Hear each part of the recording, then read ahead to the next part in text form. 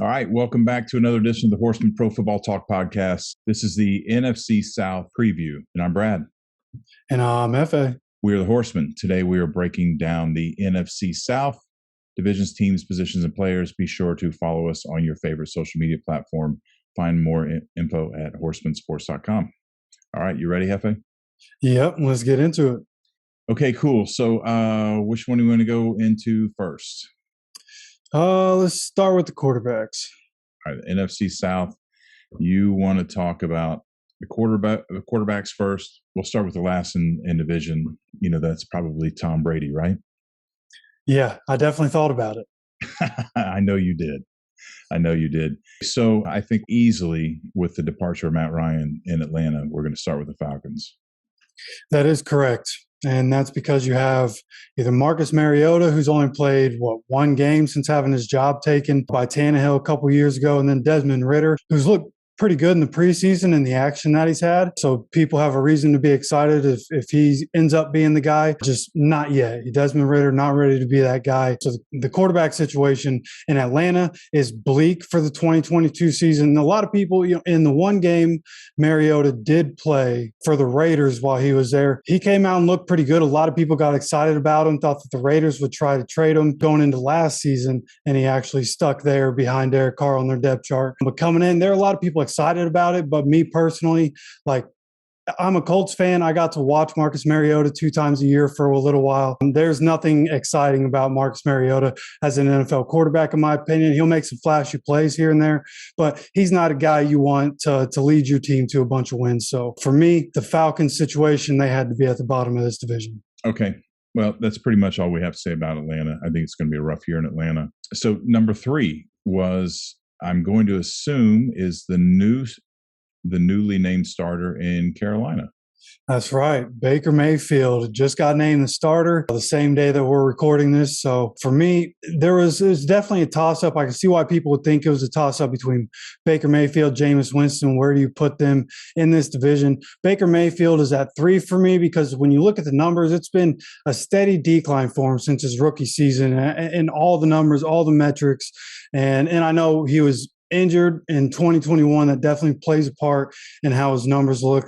But either way, steady decline. And look, he had 2 stars at receiver while he was in Cleveland, and he was still in that steady decline. OBJ immediately leaves there and goes and becomes a star again. So you have to put a lot of that on that could be coaching, but it's also the quarterback. So Baker Mayfield, he goes to a team. He has a couple of guys on this team to throw to. Can he be better? In my opinion, not really. I do think he's better than Marcus Mariota or Desmond Ridder right now. But for me, he's the 3rd best quarterback in this division. Yeah, and I think I'm not so sure that a quarterback controversy doesn't await Baker Mayfield if he doesn't produce. And we see these guys get caught up in this. They're struggling anyway, and they got shitty coaching.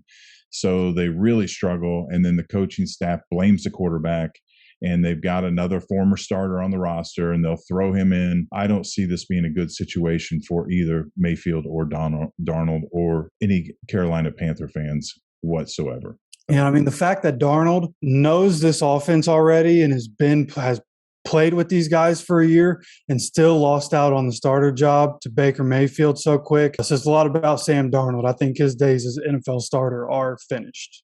That's a very real possibility. It's also possible that the management coaching staff just has their head so far up their ass they don't know what the hell they're doing. And that isn't necessarily defending Darnold as much as it is, hey, we got Mayfield and he's going to come in and save us, and just desperation kind of management at that point. We'll see. We'll probably never know. But one thing we will know is it's going to be a disaster for the Carolina Panthers this year. So, all right, moving on. Number 2 in the division. Surely ain't Tom Brady. It's the man that he replaced in Tampa, Jameis Winston. That's right, Jameis Winston. And I put him up here because we all understand the turnover proneness of Jameis Winston. but he's also one of the most prolific quarterbacks. He loves throwing that deep ball. And I think the LASIK surgery that he got in learning from Drew Brees and Sean Payton for a year, like it proved to work dividends in the small sample size that we got. You know, coincidentally, he ends up getting hurt in his first game playing against the Buccaneers since he left. But up until that point, he looked good. He had 14 touchdowns, 3 interceptions. If you remember the first game of the year, he went into Green Bay and led that team to a 38-3 victory. So I honestly, I think Jameis Winston, with the coaching that's been there and the stability that's there with the Saints, Dennis Allen got promoted from DC, and I think he was the assistant head coach already, got promoted up to the head coach. So they have great stability there, and they brought in the weapons. You know, they put the weapons around Jameis here. I think he'll have all the tools he needs to be a good quarterback here, maybe even great finally. And so I'm going to put him as the number 2 quarterback in the NFC South. And I want to, I don't have much to say, but I don't know whether the LASIK is going to make a difference or not in the long run. But I will say that people who have never had LASIK surgery and or don't have corrected vision, there's a lot to be said about him having that surgery and the difference it will make in his vision and his speed and his timing, his accuracy. How that will translate into the game, I have no idea, but I think it's a valid point enough to bring up that it could make a huge difference. It could not, but we'll see.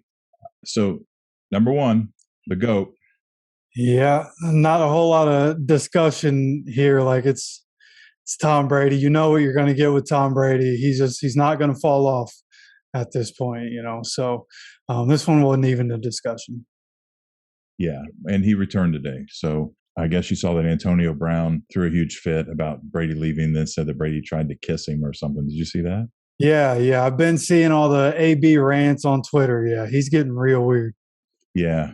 Well, it's that nasty hit he took. He's never been the same since. Legitimately. And it's really not a laughing matter. I mean, it's funny to an extent, but it's not much of a laughing matter.